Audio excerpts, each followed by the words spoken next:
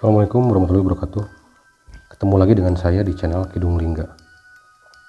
Pada video kali ini saya akan membacakan sebuah kisah tentang ritual pesugihan yang bernama Kebo Giro. Untuk selengkapnya mari kita dengarkan ceritanya bersama-sama. Mungkin di telinga Anda jenis pesugihan ini agak asing terdengar. Pesugihan Kebo Giro bisa membuat pemujanya hidup bagai di surga setiap saat. Pelaku pesugihan ini akan mendapatkan kepuasan lahir dan batin. Tapi, pesugihan Kebo Giro ini hanya bisa dilakukan oleh kaum wanita saja. Wanita yang menganut pesugihan ini sebulan sekali harus melayani nafsu jin yang berbentuk seekor kerbau, yang selalu haus akan nafsu birahi. Kebo Giro sendiri makna sesungguhnya merupakan perkawinan sakral. Setiap wanita yang mengadakan ritual terlebih dulu harus berani mengorbankan dirinya untuk dinikmati oleh siluman tersebut. Jika sosok itu berkenan hadir pada saat melakukan tirakat dan bernafsu meminang pemuja yang diawali dengan menumpahkan gejolak asmaranya, berarti laku tirakatnya terkabul. Lokasi pesugihan ini terdapat di tengah alas atau hutan pada sebuah pegunungan daerah Wonogiri. Di tengah alas itu terdapat sebuah gua kecil dan di depan gua berdiri gubuk mungil yang nyaris reot. Tempat sang juru kunci menunggu para pelaku pencari pesugihan. Di gubuk inilah biasanya juru kunci akan menuntun pelaku ritual pesugihan untuk mengadakan perjanjian dengan jin penguasa alas. Setelah sang juru kunci membuka pintu gaib dengan membaca beberapa kalimat mantra, barulah pelaku pesugihan dipersilakan memasuki ruangan dalam gua yang lembab. Akan tetapi, bagi pelaku pesugihan tak semuanya bisa diterima dan berhasil menjadi pendamping sosok tersebut.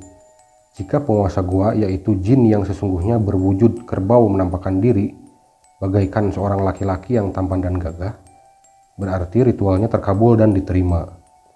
Kemudian dilanjutkan dengan menyerahkan kehormatannya pada saat itu juga. Namun, jika pelaku saat memasuki gua yang dilihatnya seekor kerbau jantan yang besar dan bertubuh kotor, sehingga menimbulkan bau yang menjijikan, berarti ritualnya ditolak atau gagal. Dari sumber yang mengetahui tata cara ritual di tempat tersebut, menerangkan tidak menjadi jaminan seorang gadis atau perawan bisa diterima laku ritualnya. Bahkan tak sedikit seorang ibu rumah tangga atau janda bisa diterimanya. Yang penting siapa yang bisa membangkitkan nafsu serta gairah birahi sosok siluman kerbau penguasa di sana yang diterima dan akan menjadikan pendampingnya. Mungkin baginya yang dirasa cantik serta berwajah menarik. Dan inilah kesaksian seseorang yang mengetahui percis laku Kebo Giro dengan berbagai konsekuensi yang diterima pemuja. Sebut saja Bastian dan Mariani. Bastian laki-laki 30 tahun yang ingin meminang seorang wanita sebagai kekasihnya yang bernama Winarti, karena justru di depan Bastian wanita ini menghembuskan nafas terakhir kalinya. Menurut pengakuan Winarti, dia memang dilahirkan dari keluarga yang kurang mampu. Walau demikian, janda kembang tanpa anak ini akhirnya bisa menjadi wanita karir yang mengelola restoran siap saji di beberapa kota. Satu di antaranya berada di daerah Surabaya. Hingga akhirnya Bastian pun tergiur dan tertarik dengan wanita ini, walau usianya sedikit lebih tua darinya. Dari sinilah awal pertemuannya hingga menjalin hubungan yang serius. Tapi sayang, hubungan itu pupus di tengah jalan, bahkan menyisakan duka dan kenangan menakutkan yang sulit untuk dipercaya. Keluarga mereka sudah saling mengenal. Karena itu Winarti hampir setiap berangkat dan pulang kerja diantar oleh Bastian. Apalagi dia sering pulang hingga larut malam. Bastian sering mengkhawatirkan keadaan dirinya. Karena itu sedikit demi sedikit Bastian mencoba untuk belajar membantu Winarti. Sehingga setelah menikah nanti Bastian akan terbiasa dan bisa mengelola usaha dari rumah makan tersebut. Tapi untung tak dapat diraih, malang tak dapat ditolak. Winarti harus pergi meninggalkan semuanya pada suatu malam di kamar mewah rumahnya. Malam itu Bastian datang menjemput sekitar pukul 10. Pikirnya agar tidak terlalu lama menunggunya.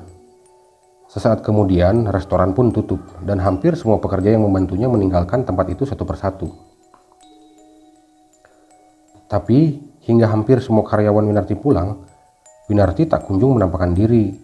Karena penasaran, Bastian pun masuk dan mencari di ruang kerjanya. Tapi ternyata ruangan itu kosong, hanya petugas kebersihan saja yang nampak mondar-mandir, sedang merapikan dan membersihkan peralatan yang kotor. Kemudian Bastian pun berusaha untuk bertanya. "Ibu pulang sekitar jam 8 sore tadi, Pak," kata petugas kebersihan tersebut. Kemudian Bastian pun meneruskan perjalanan menuju rumah Winarti. Selang beberapa saat, Dia berhenti di depan rumah yang nampak cukup mewah. Rumah besar itu kelihatan sepi, tapi dari balik gorden masih terlihat samar-samar lampu menyala dengan redup. Karena penasaran dan untuk meyakinkan diri Bastian kalau Winarti baik-baik saja, Bastian pun melompat pagar berusaha untuk mengetahui keadaan di dalam rumah tersebut. Beruntung kamar Winarti berada di bagian paling depan, sehingga dengan mudah Bastian bisa mengetahui keadaan di dalam kamar dari ventilasi udara yang berada di atas jendela. Namun, betapa terkejutnya Bastian. Dari dalam kamar nampak dengan jelas suara rintihan dan rengekan-rengekan panjang, seolah menahan kenikmatan yang begitu membumbung tinggi. Bastian pun berusaha mengintipnya dari lubang ventilasi, tapi tak begitu jelas. Rasa penasarannya semakin tinggi yang dibalut api cemburu. Bastian tak kuasa menahan gejolak emosi yang terus membara. Dalam batinnya berbisik kalau Winarti telah mengkhianatinya. Semakin lama Bastian pun semakin tak tahan mendengar rengekan kemesraan dari dalam kamar. Akhirnya dengan keras dia dobrak pintu itu. Dan ternyata pintu tak terkunci sehingga Bastian pun jatuh tersungkur. Mungkin Winarti tak menyangka kalau akan ada orang yang datang ke rumah, atau terburu-buru melakukan hal itu sehingga lupa untuk mengunci pintu. Betapa terkejutnya Bastian saat dengan jelas matanya melihat Winarti tak berpakaian sama sekali, dan di atasnya dengan buas seekor kerbau yang begitu besar sedang menaiki tubuhnya. Bastian benar-benar tak mengerti, terkejut dan takut, merasa jijik melihat seekor kerbau yang berbadan kotor dan busuk dengan rakus melampiaskan birahinya pada diri Winarti, seorang wanita yang cantik, lembut dan begitu anggun. Ya Tuhan, rahasia apa yang ada dalam dirinya, kata Bastian saat itu. Dia mengaku jin yang berwujud kerbau itu marah saat sedang melampiaskan nafsunya. Winarti dianggap teledor dalam merahasiakan hubungannya, sehingga ia murka, lalu menggigit leher Winarti. Saat Bastian melihat kejadian di kamar itu, seketika dia langsung lari keluar dan memanggil satpam komplek, yang memang cukup jauh dari tempat Winarti tinggal. Kemudian mereka bersama-sama kembali ke tempat kejadian, dan didapatinya Winarti telah bersimbah darah dengan luka menganga pada lehernya seperti gigitan binatang buas. Matanya melotot, nampak menahan sakit. Dari mulutnya mengeluarkan darah segar. Dan satu hal yang tak dimengerti, dari organ intimnya terus mengeluarkan darah dan cairan tak sedap.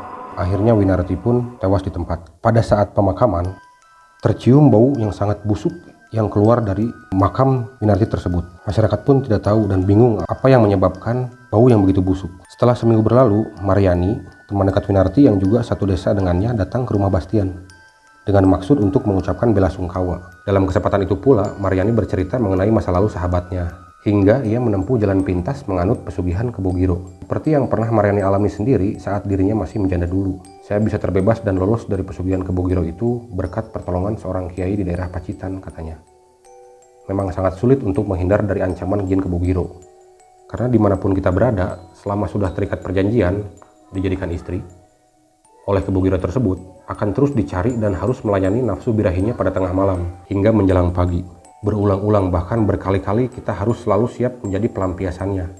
Jadi, saat malam purnama tiba, kita tak boleh lupa dan harus mempersiapkan diri menyambut kedatangannya di dalam kamar.